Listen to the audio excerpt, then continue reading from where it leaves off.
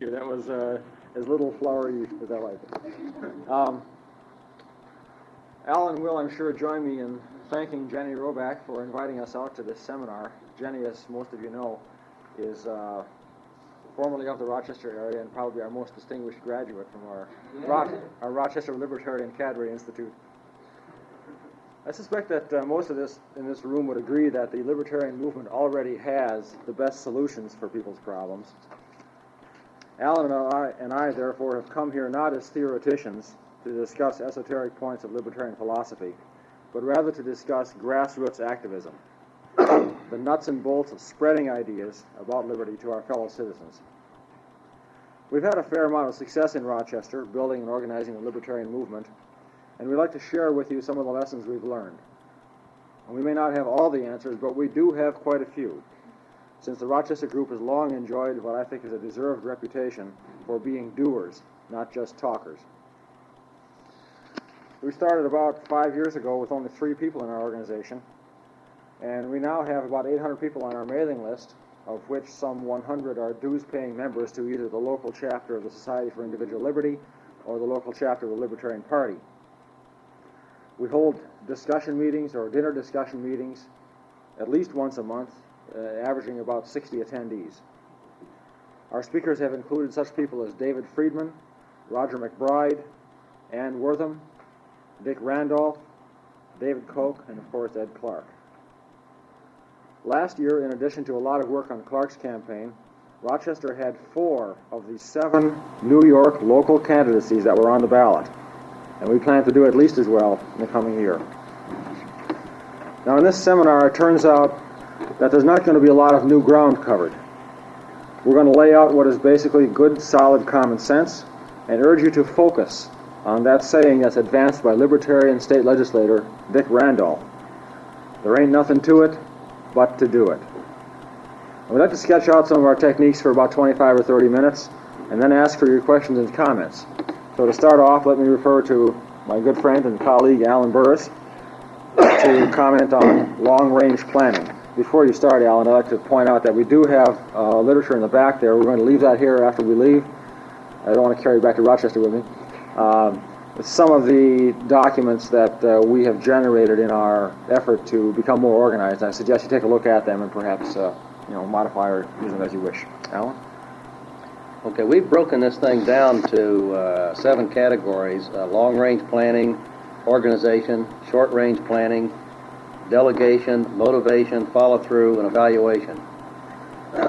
So our first topic is long-range planning. If you want to establish or to activate your local libertarian group, the first thing you have to do is decide on realistic goals. There are a lot of great things that you can do, but you probably can't do everything, and some projects might not even be of interest to you. Probably the biggest factor in setting your goals are going to be your resources, and the major resources, of course, are people and their time and their money and their motivation. Your decision to open an office, for example, might be influenced by somebody offering free space. Your decision to publish a newsletter might be influenced by the availability of somebody with writing talent or the offer of free printing. So you have to take into consideration your resources when you consider your goals.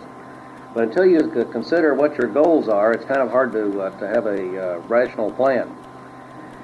Your goals, of course, can be adjusted over a period of time as your group grows and as these opportunities present themselves. But you want to concentrate your efforts on the highest priorities and not waste time biting off more than you can chew. Now, if you don't have top priorities or an idea of what your goals could be, it just so happens I have a good suggestion, I think, to offer what I think should be the top priority at this stage of the development of the party. At some future stage, I hope this won't be the top priority or wouldn't need to be. But it seems to me that the top priority at this time should be recruiting active libertarians. Because without people, we can't do anything. And I think that we have just got to focus on that, or we're not going to get anywhere.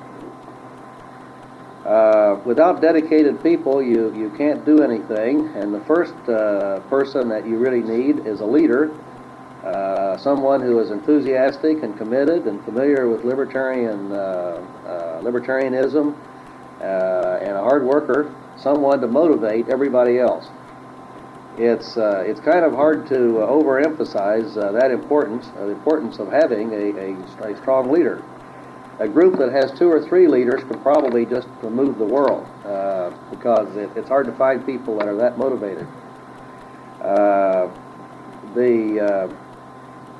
People can surprise you sometimes, people that you don't think have much leadership potential, if they're given the responsibility, sometimes they'll absolutely astound you. But on the other hand, though, if someone that's in charge of a group or a particular project doesn't have the commitment and the leadership, then you've got to drop them and find somebody else, or the whole thing will go down the tubes. If you have a period of time in which nothing happens, or when things are poorly done, that can be very discouraging. It's hard to recover from that. So anyway, you need to have good leadership.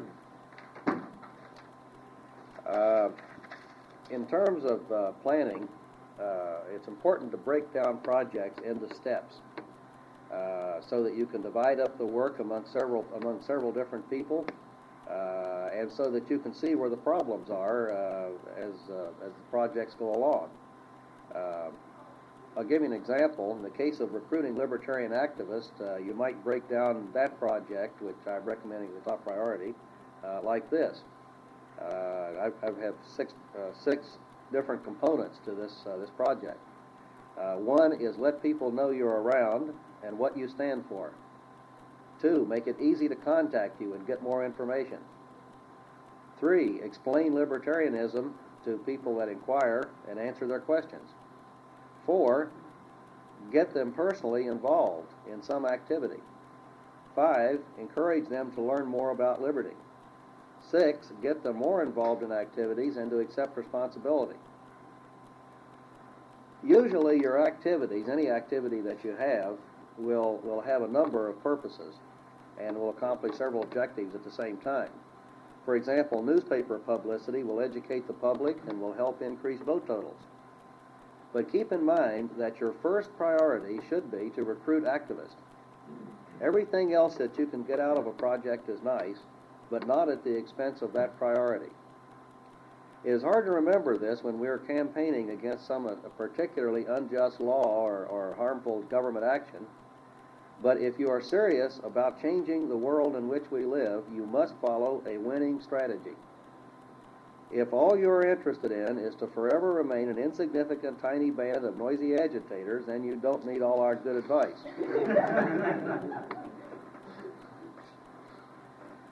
So, for example, when you're planning a protest demonstration, the important thing is involving new members and motivating the membership.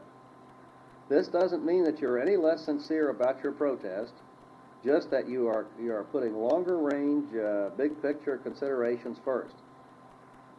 To put things into perspective, give you a little hope on this, there aren't that many active statists opposing us.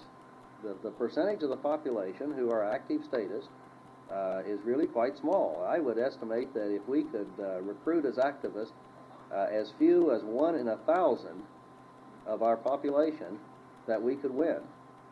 It won't take that many if we've got the people, because we're dealing with a war of ideas, and as I say, there are not that many people actually opposing us. When I talk about recruiting activists, I'm not talking about people that just come to occasionally to meetings. I'm talking about those that you can count on to do whatever work needs to be done. When you call them, you know that if they can't do it, they really can't do it, and that almost always you can count on them to do whatever they're asked. And I'm talking about people that will take responsibility for things. Dave and I use the term drivers for somebody that will take charge and see that something will actually happen and see it through. Now, we get prospects mostly, like I'm sure you do, by personal contacts. But publicity is also very important. The single most useful kind of publicity we have found is letters to the editor in the newspaper. I may be prejudiced because that's how I learned about libertarianism. I caught a McBride commercial in '76, and before I could get my pencil and write down the address, it was off, and I didn't see another one. And so it wasn't until '78 before I ever heard the word Libertarian again. And here was this letter to the editor in the newspaper, and it was signed Libertarian Party Public Policy Committee. That's something we frequently use when they can't think of their title, is Public Policy Committee. And anyway, so I wrote to the person who had the letter and said I didn't know that there was any such thing as a Libertarian Party in this area, and are you the only one, or is there really a party? And of course, naturally, I got a call back from the person who wrote the letter, and Dave, and I signed up. So we have recruited literally, I probably in the hundreds of people through that method. We've had a tremendous, we get a lot of letters to the editor, and we get a lot of people to contact us as a result of that. We also follow up letters to the editor. When somebody writes a libertarian-sounding letter to the editor, we send them literature and say, we liked your letter, and are you interested in being on our mailing list? Anyway, if you're going to do anything about letters to the editor, though, you need to have an organized program and have as many letters and different people involved as you can. If you don't have an organized program, you won't get very many letters. The great advantage to letters is, as I was pointing out, is that the readers have a name and an address to contact. And it's good to have a title, as I mentioned. It could be your, if you're a party official, use that title, or if you have no title, use Public Policy Committee. And or make up one. That sounds good. But have a title so that they know that you're part of the organization, so that they will know that you're someone that they can contact for more information. There are a lot of other ways to get free publicity, which we can tell you about if you're interested, if you want to ask questions about it. But the main thing that, whenever possible in publicity, include your name and your address or phone number, so that people can contact you. And you've got to work at that when you're giving a radio interview or something. Try to get the interviewer to ask you how people can contact you, and then you have your box number or phone number right there handy. Another good way to get prospects, which combines the personal approach and publicity, is to organize a speakers bureau to give talks to non-libertarian groups. It could be classes in high school or the Rotary Club or whatever. But when you do that, if you can, try to have literature available, and most important, have a sign-up sheet so that anybody that wants on your mailing list can just sign up and get on. 1.2 you want to consider is that in terms of efficiency, your prospecting for new people should be focused on finding people who are already libertarians, because there are zillions of them out there that don't know that they are libertarians, and it's a lot more productive to find them than it is to try to convert some flaming statist. So I'd say that from an efficiency viewpoint, try to keep that in mind. So try to talk to groups, if you can, that are perhaps affinity groups that might have more sympathy. Once you have your prospect's name on your mailing list, the next step is to get them involved and radicalized. Liberty is a radical idea, and it means a lot more than a 10% tax cut or legalizing marijuana. And lukewarm supporters are very helpful, but I'll trade 20 of them for an activist any day of the week.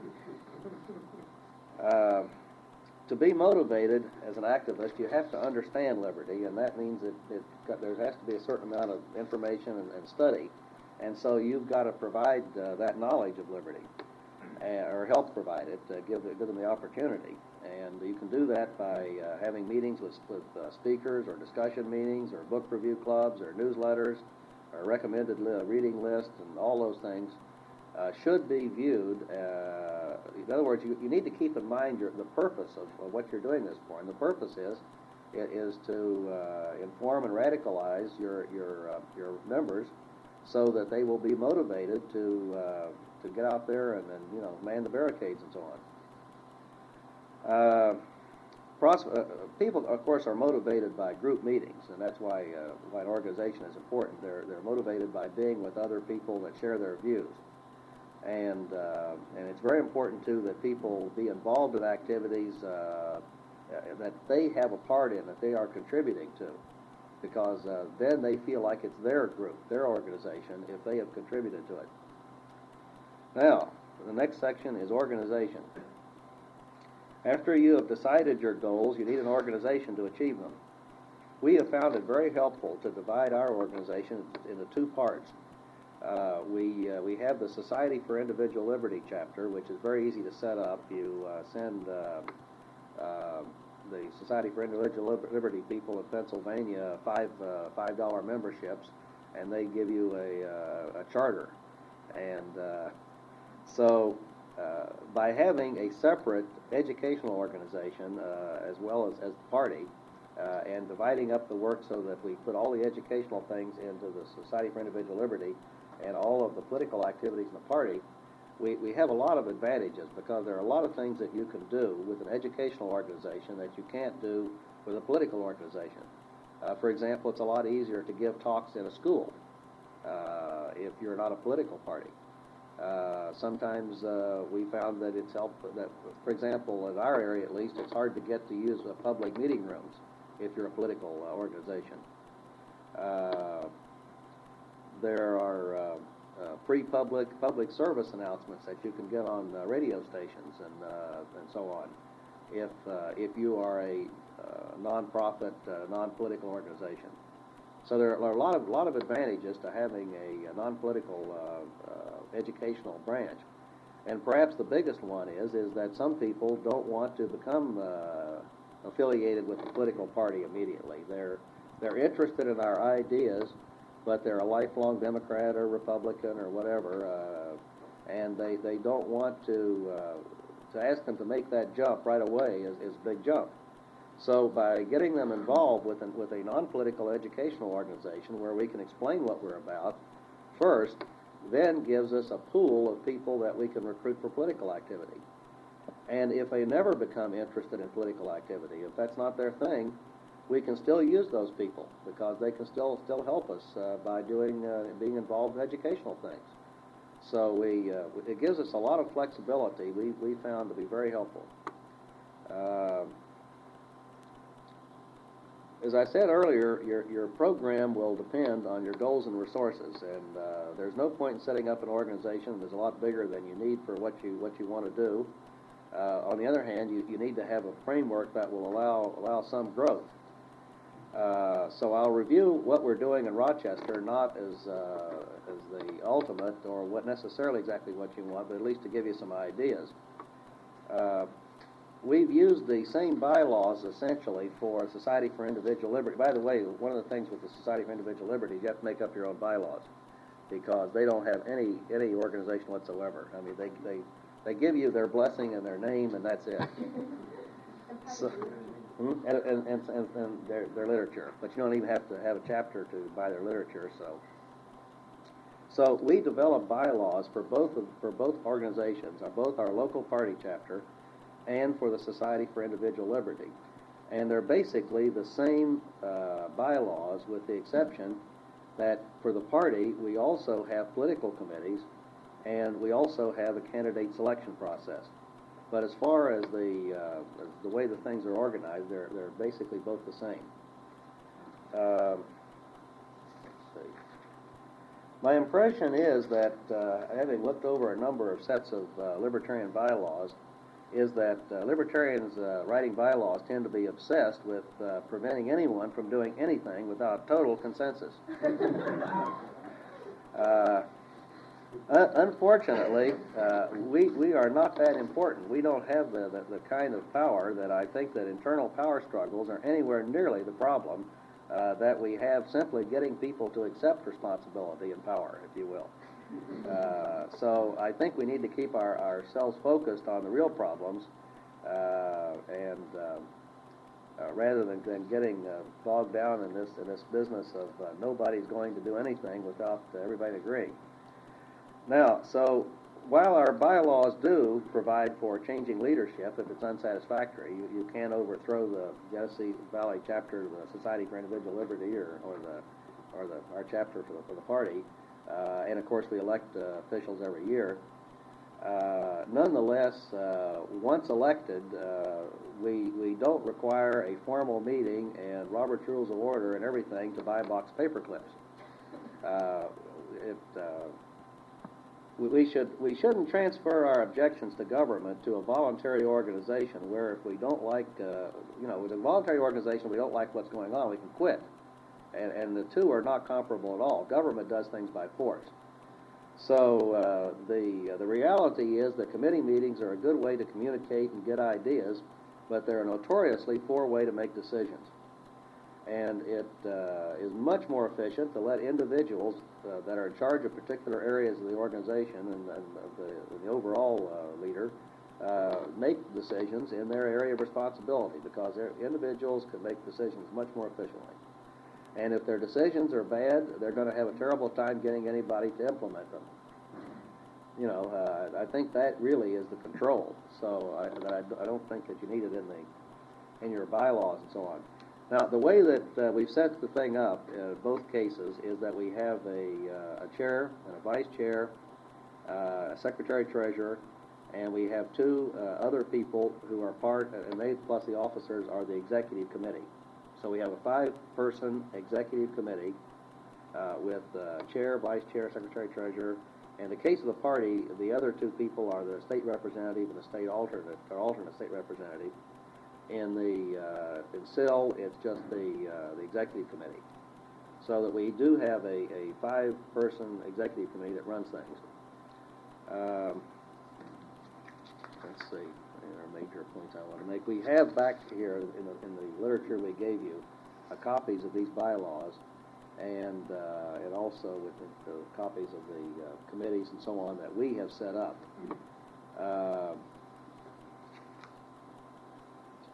Let's see here, very major points. The committees that we are using right now for the party, the standing committees are advertising and publicity, which that function is obvious. Candidate selection, which is basically to determine ideological purity. And the major utility of that group is that if you get some kind of a nut that wants to run for office, why, it's a nice official way to discourage them. If you really want to know the truth of it, that's the major function of that committee. Data processing is collecting information for our mailing list and putting it into our computer file and providing printouts for various purposes, such as mailing labels and lists for various purposes. Finance, which is obvious. Our membership committee has a number of subcommittees that perform all these functions I was referring to when I talked about getting people converted from a name, a prospect, to an activist. And their job is to try to get names of people and do activities to increase names on our mailing list, and to greet people at the door when they come to meetings and make sure that they meet everybody, and send literature packets to new prospects, and follow up to make sure that new people are involved in activities. One of our very favorite activities are stuffing parties, because that's something pretty much anybody can do. We do a lot of it because we do 1 or 2 stuffings of over 800 a month, and so we need lots of help. And it's a way for people to get acquainted with other people. Real pleasant session. We usually have coffee and cookies, and it's a social party as well as a work party. Public policy. In this case, we actually do have a public policy committee, this committee is to use the letter to the editor means for publicity. There are various. The electronic media have these things too, where you can get they have speak outs and so on. And the object is to try to get all we can free publicity every year. Research is a committee for the party, which is designed to have information, to provide information for candidates, information on their opponents, and information on libertarian positions, economic data that they can use in their speeches, and that kind of thing. Now, we have, whenever we have an election, which of course every year, we have some ad hoc committees for that. And we have someone who is in charge of our candidate and campaign manager school, so that we are, in fact, this year we're preparing an actual book on the subject to use with this campaign manager and candidate school. We also have a petitioner school because you lose an awful lot of time in petitioning if people don't know what they're doing, and we try to train them as much as possible ahead of time. Also, it decreases people's fear. If you ask somebody to go out petitioning and they have no idea what this is about, they might not show up. But if they've been to a meeting and had a training session and talked with people who've done it and so on, why they're much less likely to be afraid. Then we have a processing committee to process petition signatures, and a treasurer school to make sure that all the various campaign treasurers keep up on the laws. Okay. Now, next one is short-range planning. As in long-range planning, the first step is to decide your goals in line with your resources. But then in short-range planning, the process becomes much more detailed. Often there's a deadline, like an election, but if there isn't a deadline, you should set one. Because without the pressure of a deadline, nothing happens. Break down each goal into as many steps as possible. Estimate how much time each step will take, and make a detailed schedule to get the job done on time, allowing for unexpected problems. Quantify goals. Put numbers on them wherever possible. Divide the numbers by weeks or months and by volunteers available. For example, if you need 1,000 signatures to get on the ballot and you have 5 weeks to get the signatures, that means you have to average 200 signatures a week. To be safe from challenge, you need double the minimum, so figure 400 a week instead of 200. To allow for problems, you better set your target for at least 500, and 400 is what you think you need. And in the unlikely event that everything goes absolutely as planned and you're ahead of schedule, you can always relax the last week. Now, if your volunteers collect 20 signatures an hour, you will need 25 person hours per week to get 500 signatures. If your volunteers work 3-hour shifts, figure that their effective work time will only be 2.5 hours because of getting there late and getting organized and so on. So you need 10 3-hour people shifts scheduled per week. This could mean 10 people for one shift each, or 5 for 2 shifts, or whatever combination. But you have to have 10 3-hour people shifts. But you also have to count on losses because people don't show up and just general confusion. So you really ought to shoot for about, try to schedule about 50%, again, more than you think you need. And if you're training people as you go along, you better have at least 100% allowance in your schedule instead of 50%. Then you could, in other words, you can extend this process all the way. I've got another step, one more step. You could say, if you only get 1 out of 4 people that you ask to sign the petition who actually sign, then that means you would need 80 people an hour passing by. So you've got to find a location with at least 80 people going by if you're going to have a stationary location. Or you have to figure on how many houses that you can hit. So the advantage to breaking things down to steps and to putting dates and numbers on everything is that you can get things more done, and you can get it done better when you aren't operating on a crash basis. If you wait till the last minute to do things, they're not going to be done very well, and they're probably not going to be lots not going to get done. You will another advantage to breaking things down like this is that in scheduling is that you will know early when a project is in trouble and when you still have time to correct the problems. And it also will figure out how to do things better next time. When you're planning a schedule, try to think of the things most likely to go wrong. This is a very useful exercise.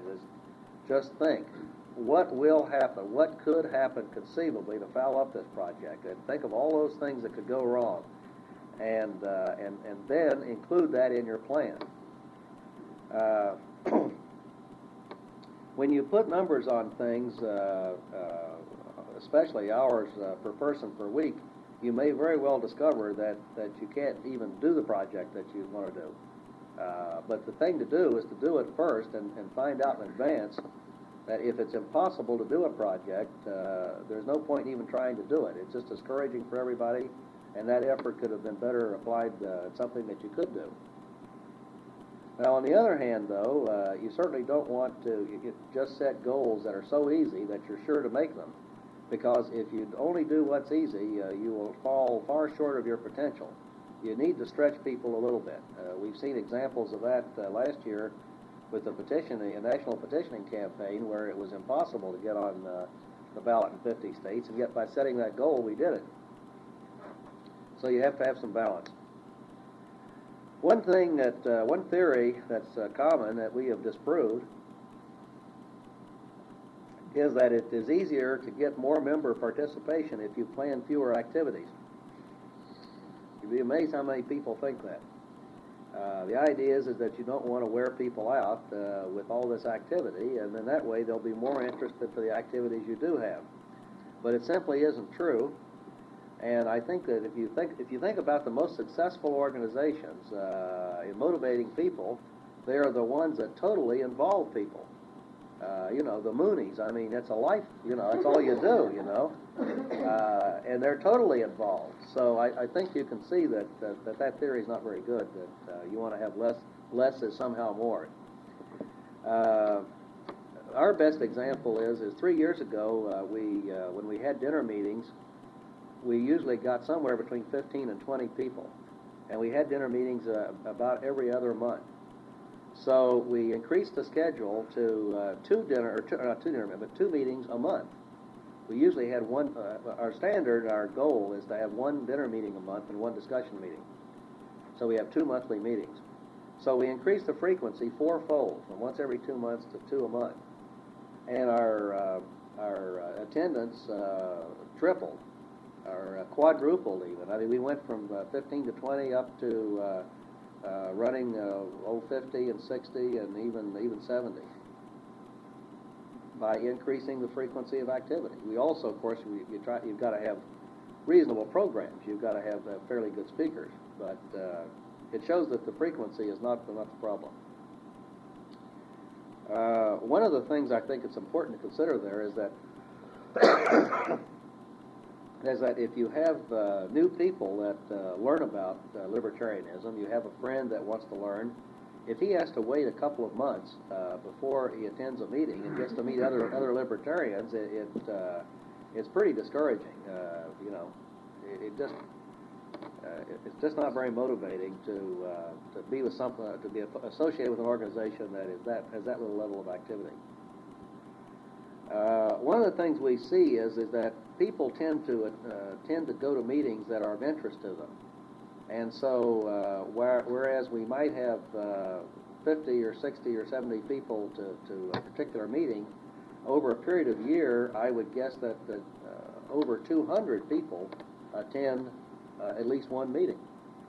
So that by having more programs and this greater frequency, over a period of time, we are able to get more people involved. Oops. That's it. I'd like to discuss delegation now. Delegation is one of the most important concerns of leadership. You're not supposed to laugh here, Jenny. We suggest that you delegate each person in your organization some job which he or she can handle. As their interest and willingness develops, and as your confidence in them develops, ask them to undertake leadership and instructional roles for the newer people in the organization. Define the authority and responsibility of the job, who they'll interact with, and how other people's responsibilities dovetail with their own. Relate what others in your area are doing, because people are encouraged to hear that they're not working in a vacuum. This refers back to Alan's comment about the more activity the better, because not only is activity important for its own merits, it's also essential that people realize that many others are working to help roll back Leviathan government. Let's take a look at a delegated job. On the back table I have some copies of something called a mailing coordinator job description. I normally don't get that formal, but the woman that I asked to do this wanted to have it written out, and so there it is.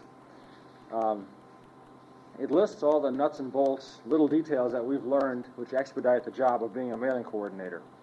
It identifies who will provide her with advance notice of a requirement to schedule a mail stuffing party. She can count on the mailing list coordinator giving her a set of mailing labels, which are literally less than a week old. I shouldn't say mailing list coordinator, that should be the data committee coordinator, because he has an updated list that's available at all times. The job description notes what supplies she's responsible for stocking and lists the 3 key activists whose advice can be sought if something goes wrong. Since maintenance and manipulation of a mailing list will be important as your local organization grows, I suggest you convince someone who owns or has access to computers and printout facilities to manage the database of names. We've eased that fellow's job in Rochester by having a coordinator receive the names and look up information that we want for the printout. For example, in addition to the obvious phone number and address, we include information on the city ward, the town and the county, election districts, phone numbers, membership status in the Libertarian Party or SIL organizations. This person then provides the computer jock with the information, who enters, manipulates, and prints out the data. A third person proofreads the changes to make sure that it came out okay. Then on a quarterly basis, I get the printouts, which are sorted geographically, others are sorted by activity level, and yet another is formatted for mailing label reproduction. Having a mailing list that's coded according to each person's level of interest is very beneficial when you're trying to determine whom to approach for a task you want done. For example, we use 4 letter codes to identify the people on our mailing list. An A identifies the activists, people who will do or contribute almost anything you ask. An S is for a supporter, one who has shown some tangible sign of support. For example, coming out to a dinner discussion meeting, or helping to stuff envelopes one evening, or giving a small donation for a project. P identifies prospects, names that are given by local activists, or gleaned from letters to the editor, or taken from purchased mailing lists, to cite 3 of the many sources. These people are potential supporters. Finally, we code an L for liaison, which is our shorthand that identifies affinity groups that we want to inform and influence at our own expense. For example, ACLU activists or Amnesty International people. An additional media list is used to keep up to date for our press releases. I suggest that you keep one more file. We call it a dead file. These are people that are no longer on your mailing list, and a little note as to why, so that when you get lists from national or from state organizations, you'll use only the clean names, the new names, ignoring those that you know moved away 4 years ago. And we're very proud that in Rochester, this entire mailing list operation is done by volunteers. There are far too many people in the Libertarian movement who are into computers for us to pay someone to do this function. So I suggest that you try to use volunteers as much as possible for this. For tasks of higher scope and importance, I recommend a 2-stage approach when you're asking someone to take on the task. Define the job and ask for their questions. Ensure that they understand precisely what you expect them to do. In fact, it's a good idea to have them repeat it to you.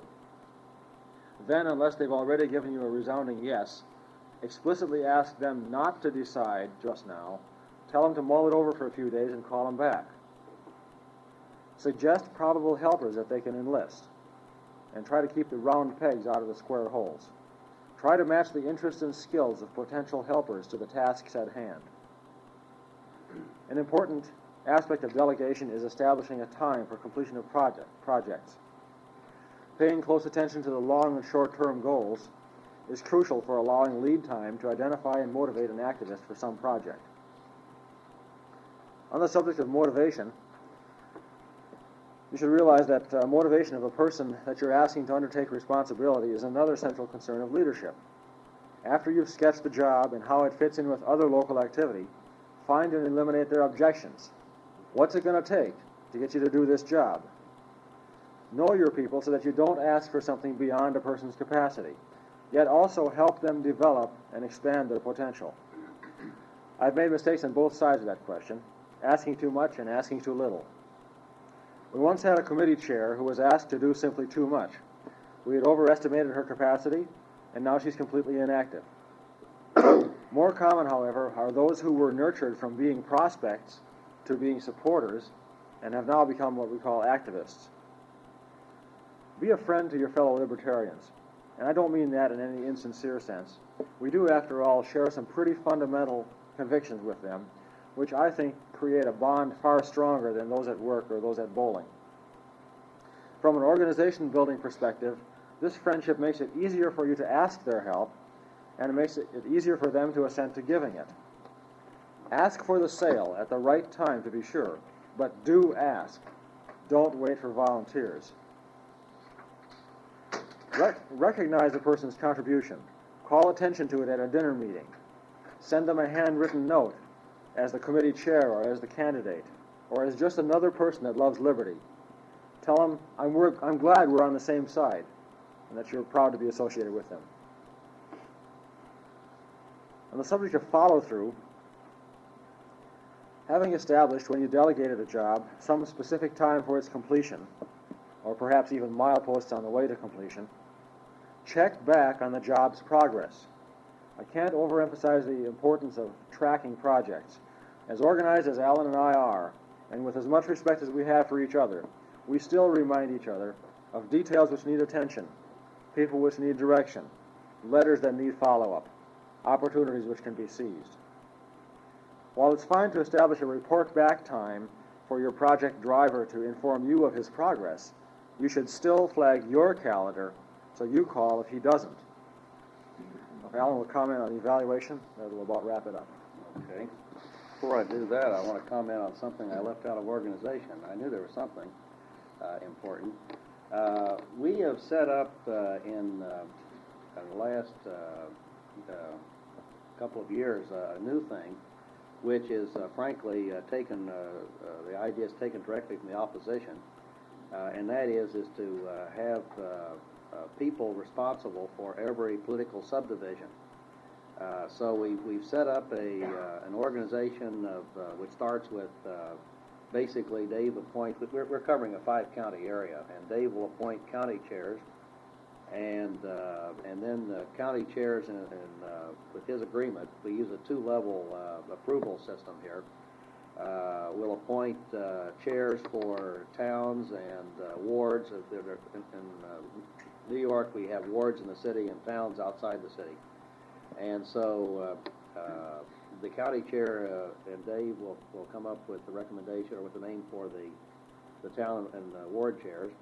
And then the town and ward chairs, in cooperation with the county chair, will come up with people for districts. In other words, each election district.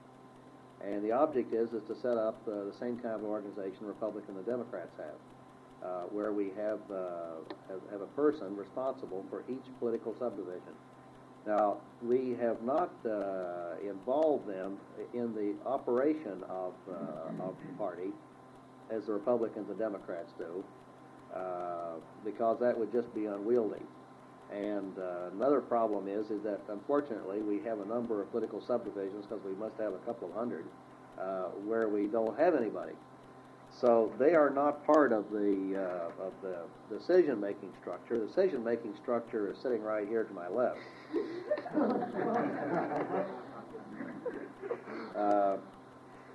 But their main function is to recruit people. And what we have found is that if you ask everybody, like at a meeting like this, and say, go forth and recruit new members, some will and most won't, But if we give them a title and a responsibility for recruiting, particularly in a certain area, there's a much greater chance that they will do so. And it also, people that are interested in the party feel a lot better about it if there is a local organization right in their little local town.